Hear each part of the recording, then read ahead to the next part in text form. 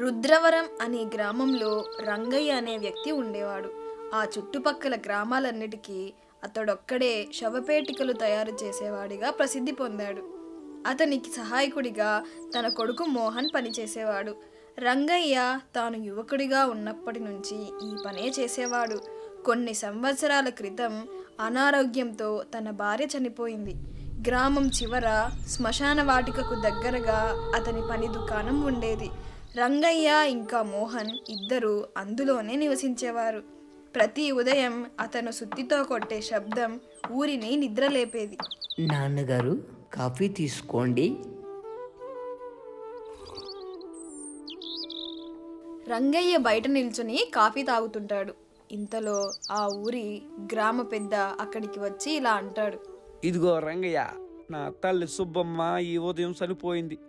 తనని ఘనంగా సాగనంపాలి. సాయంత్రానికే పెట్టి సిద్ధం చేయి. అందుకు సరేనంటాడు రంగయ్య. గ్రామ పెద్ద వెళ్ళగానే రంగయ్య మరియు అతని కొడుకు ఆలస్యం చేయకుండా సుబ్బమ్మ కోసం శవపేటిక చేయడం మొదలుపెట్టారు. పని చేస్తూ ఇలా మాట్లాడుకుంటున్నారు. అవును నాన్న, నాదో డౌటు. ఇన్నాళ్ళ నుంచి నువ్వు శవపేటికలు చేస్తున్నావు కదా, నీకు మరణం అన్నా దెయ్యాలన్నా ఎప్పుడన్నా భయం వేసిందా? చూడు మోహన్, మరణం అనేది అందరికీ వస్తుంది. దాని గురించి భయపడి ఉపయోగం లేదు. ఇక దయ్యాల గురించి చెప్పాలంటే నా చిన్నతనంలో చాలా భయపడ్డ సందర్భాలు చాలా ఉన్నాయి. కానీ ఇప్పుడైతే మనం శ్మశానం పక్కనే ఉన్నాం, కానీ ఏ భయం లేదు. అలా మాట్లాడుకుంటూ రంగయ్య మోహన్ పనిచేస్తుంటారు. ఆ క్రమంలో ఒక పదునైన చెక్క ముక్క మోహన్ తలకు తగిలి రక్తం వస్తుంది. ఆ రక్తపు మరక తయారు చేస్తున్న శవపేటిక మీద పడుతుంది. మోహన్ భయపడి రంగయ్యతో ఇలా అంటాడు. నాన్న, ఇదేదో అపశకునంలా ఉంది. ఇన్నాళ్ళుగా శవపేటికలు చేస్తున్నా ఇలా రక్తం చెందడం ఎప్పుడూ జరగలేదు. ఇదేదో చెడు సంకేతంలా ఉంది నాన్న. అదేం లేదురా, చెక్క పాతది అయిపోవడంతో ఇలా జరుగుంటుందిరే. నువ్వు దాని గురించి భయపడకు. కూర్చో, మిగతా భాగం నేను పూర్తి చేస్తాలే. అలా రంగయ్య తన కొడుకు మోహన్ను బయట కూర్చోబెట్టి ఆ శవపేటికను పూర్తి చేసి ఊరి పెద్దకి అప్పగిస్తాడు.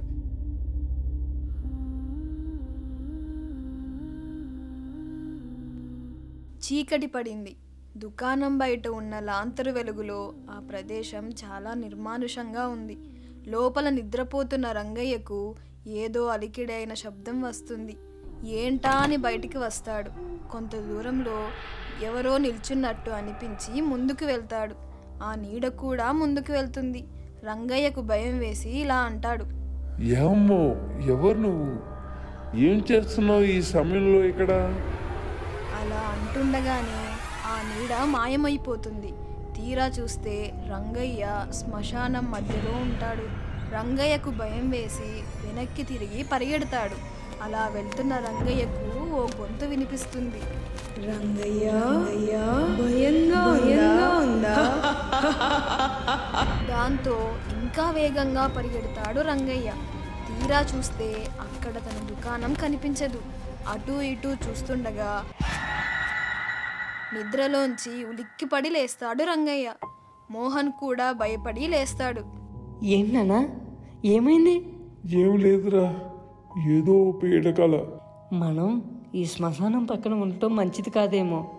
వేరే చోటుకి వెళ్దాం. ఒక్కసారి ఆలోచించండి. ఇప్పటికిప్పుడంటే కష్టం. నేను ఆలోచిస్తాలే, నువ్వు వెళ్ళు. అలా ఉదయం గడిచింది. గ్రామంలో ఎవరూ చనిపోలేదు, పని లేదు. కానీ మధ్యాహ్నానికి ముందే ఒక స్త్రీ అతని దుకాణానికి వచ్చింది. ఆమె చర్మం తెల్లగా మసకబారిన చీర కప్పుకొని ఉంది. ఆవిడ వచ్చి రంగయ్యతో ఇలా అంటుంది. ఇదిగో రంగయ్య, నాకు శవపేటిక కావాలి. ఎవరమ్మా నువ్వు? ఎవరి కోసం ఈ శవపేటిక? నా భర్త కోసం. అతడు రేపు ఉదయం చనిపోతాడు. ఈ రాత్రికే పెట్టె కావాలి. అతడు అనారోగ్యంగా ఉన్నాడా? అతడు తన పెట్టె కోసం చాలా రోజులుగా ఎదురు చూస్తున్నాడు అని చెప్పి వెనక్కి తిరిగి వెళ్ళిపోయింది. ఆ రాత్రి ఏదో తెలియని భయంతోనే రంగయ్య పెట్టె పనిని ప్రారంభించాడు. గాలి లేకపోయినా లాంతరు మంట కదిలింది. రంగయ్య సుత్తితో గుద్దుతుండగా ఒక్కసారిగా శరీరం అంతా చల్లబడడం మొదలైంది. అతని చేతిలో సుత్తి ఉండగానే మిగతా మేకులు స్వయంగా చెక్కలోకి దూరిపోతున్నాయి. రంగయ్య భయంతో నెమ్మదిగా వెనక్కి తిరిగాడు.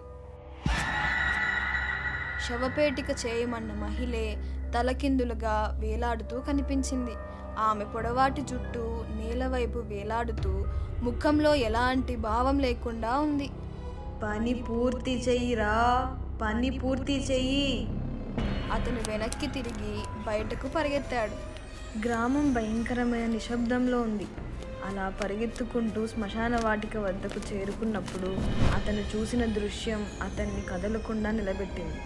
మధ్యలో అతడు పని పూర్తి చేయకపోయినా పెట్టె పూర్తిగా తయారై ఉంది. రంగయ్య వణుకుతూ దగ్గరికి వెళ్ళాడు. పెట్టెలో ఒక శరీరం ఉంది. రంగయ్య, అది అతని పెట్టె కాదు, నీదే. నీ కొడుక్కి కూడా తర్వాత ఇదే గది పట్టబోతోంది. అంటే నువ్వు? ఇప్పుడు గుర్తుకొచ్చిందా? నేనే అన్నపూర్ణ.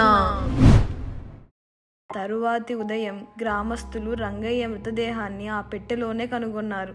మోహన్ ఆ దుకాణాన్ని వారసత్వంగా పొందాడు. తన తండ్రి మరణం వెనుక కారణాలేంటో కనిపెట్టాలని నిర్ణయించుకున్నాడు మోహన్. ఆ మరుసటి రోజు, బాబు, ఓ శవపేటిక కావాలి, చేయగలవా?